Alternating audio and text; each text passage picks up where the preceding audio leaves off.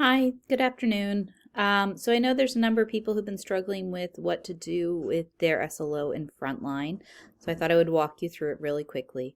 From the Staff Hub, you can get there by clicking on this purple button over on the right-hand side. It's the second from the right. And when you click on it, oh yeah, prompted to sign in. And you'll get two options. You'll have your absences or your professional growth. You're going to click professional growth.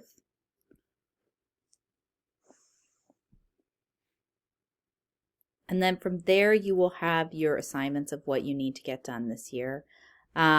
You'll see down here it says Student Learning Objective.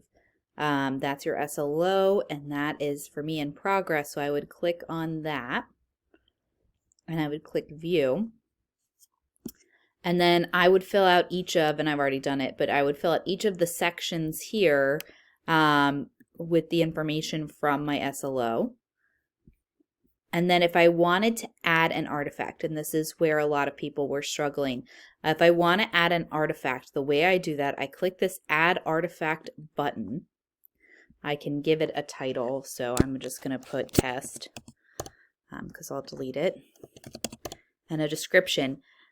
Where it gets tricky is you have to fill in each of these categories. You have to select the type, you have to select all, you have to choose a rubric, so I'm going to say reflection score and criteria, and then you have to click this little green plus add criteria button for it to work. Then you can either click URL and put in your URL link if you're doing like a Google Doc, or file and upload a file.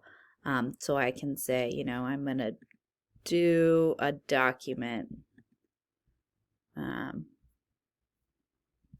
I'll just pick a random one and say, okay, it's going to be this document. And then to save it, I would click Save, and that would upload it to the SLO. I'm going to click Clear Form because I don't want to attach that one.